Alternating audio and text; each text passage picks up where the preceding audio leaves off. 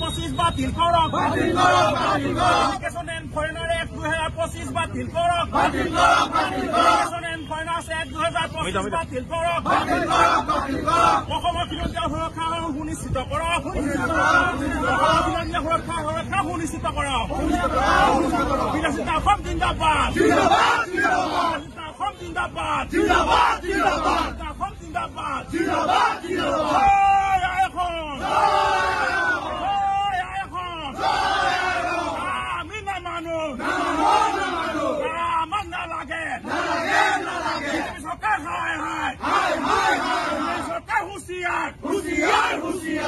Modi go back. When the Modi Husiar. Sam Mudabad. Sam Mudabad. We never know. Mandalagan. Husiar. When the Modi go back. Namano. Love.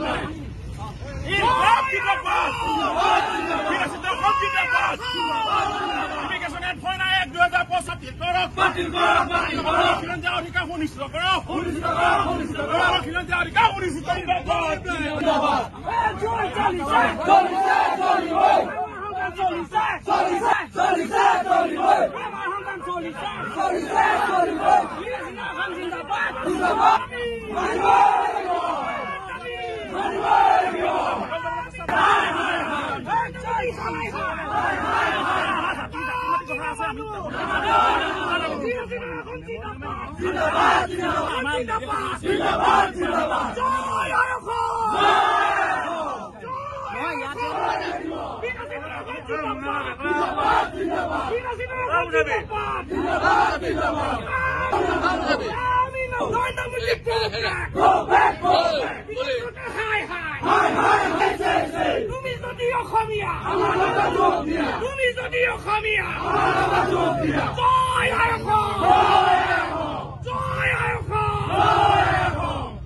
কথাটো স্পষ্ট 2019 অসমৰ ৰাইজে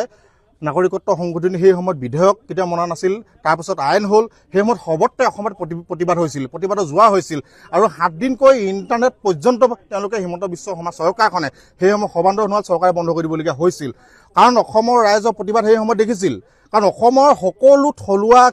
খিলঞ্জীয়া জাতি জনগোষ্ঠীৰ ৰাইজে কোনো পধ্যে নাগৰিকত্ব সংশোধনী আইন তথা বিদেশী বুজা কেতিয়াও গ্ৰহণ নকৰে আৰু হিমন্ত বিশ্ব শৰ্মা ডাঙৰীয়াই মুখ্যমন্ত্ৰী মহোদয় বাৰে খিলঞ্জীয়া ৰাইজৰ কথা কৈ থাকে কোনখিনি খিলঞ্জীয়াৰ কথা কৈ থাকে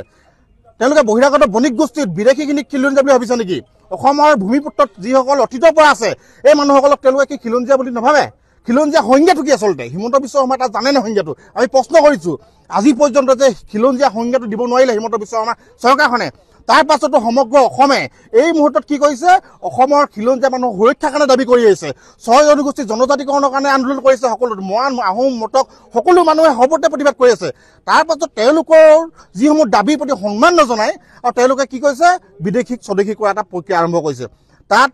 বিদেশী তাত হিন্দু মুছলমানো কোনো কথা নাই তেওঁলোকে যেতিয়া কোনোবা বনাঞ্চল তেওঁলোকে উচ্ছেদ কৰিছিল আমি সমৰ্থন কৰিছিলোঁ আমি পোনপটীয়াকৈ জনাইছোঁ আমি সমৰ্থন কৰিছোঁ সেই বুলি এইটো নহয় যে কাৰোবাৰ প্ৰতি মৰম কাৰোবাৰ প্ৰতি গৰম হ'ব আমি এতিয়া মানি ল'ব নোৱাৰোঁ কোনোবা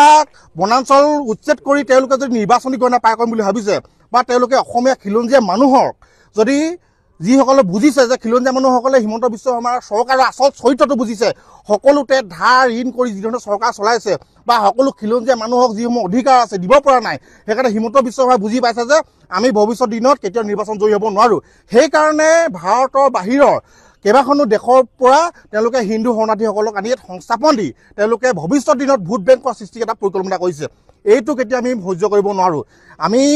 আজি জিলা উপায়ুক্ত মহোদয় যোগেদি ভাৰতৰ প্ৰধানমন্ত্ৰী মহোদয় এখন স্মাৰকপত্ৰ প্ৰদান কৰিম আজি যদি আমাৰ এই দাবীৰ প্ৰতি কোনো ধৰণৰ সন্মান নজনায় তেতিয়াহ'লে ভৱিষ্যত দিনত 2019 চনতকৈ কিন্তু গতিপথ বেয়া হ'ব আমি স্পষ্ট ভাষাৰে জনাইছোঁ দৰকাৰ হ'লে প্ৰয়োজনীয়ত গুলি খাবলৈ সাজু আছোঁ তেজ দিবলৈ আছোঁ অসমক বিদেশী চৰণীয়া পথাৰ কৰিবলৈ কোনো পধ্যে দিব নোৱাৰোঁ সি হিমন্ত বিশ্ব শৰ্মাই হওক দিল্লীত হওক হুঁচিয়াৰ কৰি দিছোঁ ইয়াৰ পৰা যদি এতিয়াই তেওঁলোকে মানি নলয় ভৱিষ্যত দিনত কিন্তু হিমন্ত বিশ্ব শৰ্মা যিখন মুখ্যমন্ত্ৰী চকী ব্ৰহ্মপুত্ৰৰ পাৰত গৈ তেওঁলোকৰ মাজত উফৰাই পেলাবলৈ আমি কিন্তু অসমৰ ৰাইজক একত্ৰিত কৰি বাধ্য হ'ম।